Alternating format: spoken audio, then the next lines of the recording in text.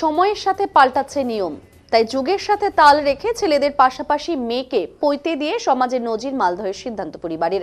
এখন সব ক্ষেত্রেই ছেলেদের থেকে মেয়েরা অনেক এগিয়ে রয়েছে। এই সমাজে সামাজিকভাবে মেয়েদেরকেও উঁচু আসনে রাখা হচ্ছে। এতদিন দেখা গিয়েছিল ছেলেদের পৈতে হতো, কিন্তু এবারে সমাজের এই নিয়মকে একটু ব্যতিক্রমী করলো মালদার ইংরেজবাজার শহরের ঘোড়াপীর ঘোষপাড়া এলাকার বাসিন্দা সিদ্ধান্ত পরিবার। পরিবারের ছোট মেয়ে মধুপর্ণার সিদ্ধান্ত, সে উপবীত ধারণ করে ব্রহ্মজ্ঞান লাভ করেছে, অর্থাৎ ছোট মেয়েকে পৈতে দেওয়া হয়েছে। সমাজের এই চিন্তাধারাকে পাল্টানোর এক নজিরবিহীন ঘটনা সিদ্ধান্ত পরিবারের করলেন। পরিবারের সদস্যদের সবাইকে বার্তা দিতে চান, ঘরের মেয়েকে পেছনে ফেলে রাখা চলবে না। বর্তমানে ছেলে আর মেয়ের মধ্যে কোনো তফাৎ নেই, মেয়েদেরকেও সামাজিকভাবে উঁচু আসনে রাখা উচিত।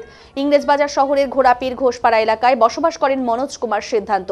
তার দু মেয়ে, পরিবারের ছোট মেয়ে 9 বছরের বয়সী মধুপর্ণাকে পৈতে ধারণ করে ব্রহ্মজ্ঞান লাভ করিয়েছে।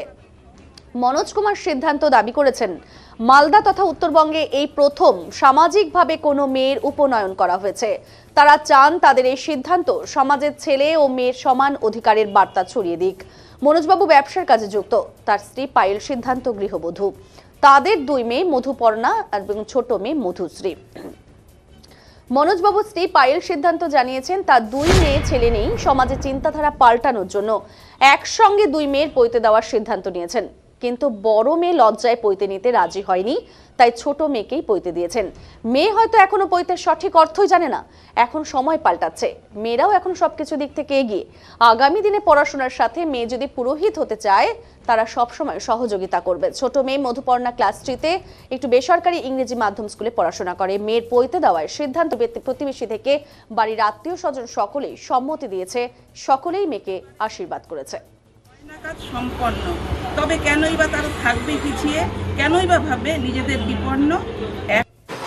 আমার বাড়ি ঘোষপাড়া ঘোড়াপীর মোড়, এবং আমার পরিবারে আজকে সবাই এখানে একত্রিত হয়েছে। দেখতেই পাচ্ছেন, কোনো লোক বাকি নেই যে আমার পরিবারে আমার অনুষ্ঠানে আসেনি। তারা আমাকে সহযোগিতা করেছে, আজকে এসেছে, আমি খুব আনন্দিত। এবং এটা সিদ্ধান্ত আমার পরিবারের লোক অনেকেই আছে, সবাই না, অনেকেই জানতো অনেক দিন ধরেই, কিন্তু আজ যখন আমি ওনাদেরকে জানালাম তখন প্রত্যেকেই খুশি এবং তারা প্রত্যেকেই সম্মিলিত হয়েছে। যে যেখানেই থাকুক, যত দূরেই থাকুক, তারা এসেছে। মানে পরিবারে বলতে আপনি কি বলেন? আমার পরিবার, আমার মা, বাবা, আমার আরও 3 বোন আছে, 1 বোন বাইরে থাকে, 2 বোন মালদাতেই, ওনারাও এসছেন, আমার মিসেস, আমার 2 মেয়ে। অ্যাকচুয়ালি আমি তো জানাবো বলে কোনো কিছু করিনি, মানে আমি আমার ইচ্ছা থেকে করেছি। এবার ওনারা কোনটা থেকে খবর পেয়েছেন, ওনারা আসছেন, এসে করছেন, ওটা আলাদা ম্যাটার। প্রত্যেকেই আমার ফ্যামিলির প্রত্যেকেই আমাকে সাহায্য করেছে, কেউ আমাকে সবাই সমর্থন করেছেন। আর আমাদের তো ঠাকুর আমাদের উপরেই আছে। আপনার নাম? আমার নাম মনোজ কুমার সিদ্ধান্ত। আমার বাড়ি ঘোষ। আমার 2 মেয়ে, বড় মেয়ে মধুশ্রী সিদ্ধান্ত, ও কলকাতায় এগ্রিকালচার নিয়ে পড়ছে 3rd ইয়ারে, এবং ছোটো মেয়ে মধুপর্ণা সিদ্ধান্ত, যার আমরা পৈতে দিলাম। আর আমাদের এই পৈতে দেওয়াতে সহযোগিতা করেছে, প্রথম হলো আমাদের যে কুলপুরোহিত আমাদের সদানন্দ বাগচি, আমাদের মনের ইচ্ছা উনাকে বলেছি, উনি আমাদের মানে প্রত্যক্ষ পরোক্ষ একবারে সমানভাবে আমাদের প্রথম থেকে সহযোগিতা করেছে। তারপর যখন আমি আমাদের পরিবারকে জানিয়েছি এই ব্যাপারটা নিয়ে, ওনারাও আমাদেরকে মানে সম্পূর্ণভাবে সহযোগিতা করেছে। হ্যাঁ হ্যাঁ, আমি চেয়েছিলাম যখন আমার মেয়ে সন্তান হলো তখন অনেকের মুখে শুনেছিলাম যে মেয়েদের দিয়ে কি হবে, এই কথাটা আমার খুব আঘাতে লেগেছিল। তখন আমি মেয়েদেরকে পড়াশোনার সাথে সাথে সব রকম দিক দিয়েই ওদেরকে তৈরি করতে চেষ্টা করেছি, পড়াশোনা, নাচ, গান, এবং তাদেরকে একটা মানে ব্রাহ্মণ হয়ে জন্মেছে এবং পৈতা দেওয়ার এই সিদ্ধান্ত তখন থেকেই আমি নিয়েছিলাম। তো বড় মেয়েকেও বলেছিলাম যে দুজনকে একসাথে নেওয়ার জন্য, কিন্তু বড় মেয়ে যেহেতু বয়স হয়ে গেছে, তো ও একটু লজ্জা পাচ্ছে, সেজন্য ওকে দেওয়া হলো না, সেই ছোট মেয়েকেই দিলেন। এই যে পৈতা নিলে তোমার কেমন লাগছে, এবং ইচ্ছা ছিল পৈতা নেওয়ার? ইচ্ছা তো ছিল, আমার মা বাবা, আমার গুরুজন আমাকে আশীর্বাদ করেছে, আমার ভালো লাগছে। তুমি কোন স্কুলে পড়ো? আমি হলিচাইল্ড ইংলিশ একাডেমি ক্লাস 3। তোমার বড় হয়ে কি ইচ্ছা? আমার বড় হয়ে ইঞ্জিনিয়ার হবার ইচ্ছা আছে। এছাড়া কি করো পড়াশোনার সাথে? হুম? পড়াশোনার সাথে কি করো? ডান্স, মডেলিং, আবৃত্তি, ড্রয়িং। পুজো যারা পৈতা নেয় বা অনেকে পুজো টুজো করে, তুমি পুজো করবে? মানে পুজো করতে ভালো লাগে তোমার? হ্যাঁ, অনেক। আমি ধূপকাঠি টুপকাঠি দেখাই, তারপরে মোমবাতি সব ইয়ে করি, তারপরে ঠাকুরকে পূজা করি, জপ করি। তোমার নাম? মধুপর্ণা সিদ্ধান্ত। প্রথমত এই পরিবারের বংশানুক্রমিক পুরোহিত আমি। আমার বাবা করতেন, ইনার বাবার পরিবারে। ইনার পরিবারে আমি বিগত 20-22 বছর থেকে আমি ইনার বাড়িতে এনার সংস্পর্শ আমার।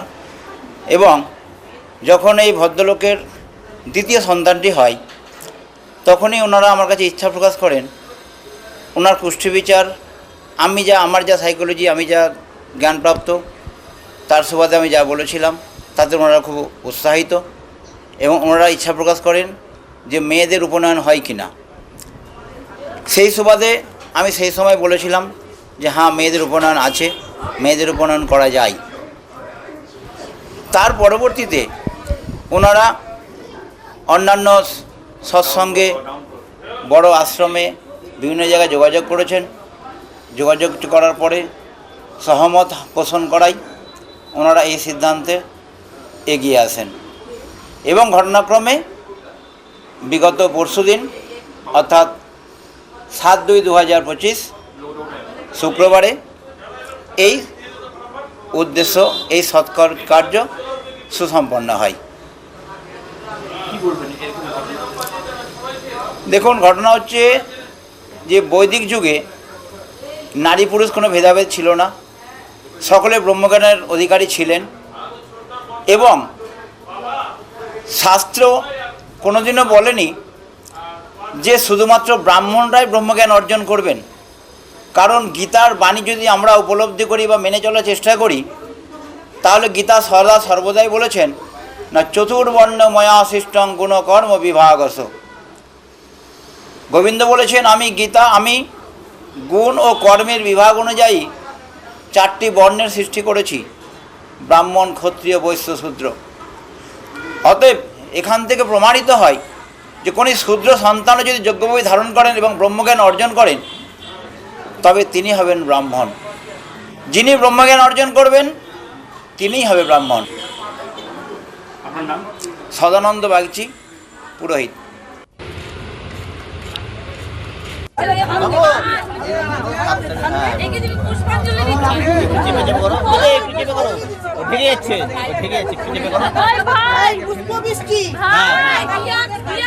উন্নয়ন নিয়ে ব্রহ্মজ্ঞানে দীক্ষিত হলো মধুপর্ণা সিদ্ধান্ত। উপনয়নের ঘটনা সব জানাবো বৃত্তান্ত। মেয়ের ক্ষেত্রে থাকবে না বাধা, থাকবে না মেয়েরা পিছিয়ে। আসুক ঝড়, আসুক তুফান, যেতে হবেই সামনে এগিয়ে। পুজোর জোগাড়ে মেয়েরা ছাড়া হয় না কাজ সম্পন্ন, তবে কেনই বা তারা থাকবে পিছিয়ে, কেনই বা ভাববে নিজেদের বিপদ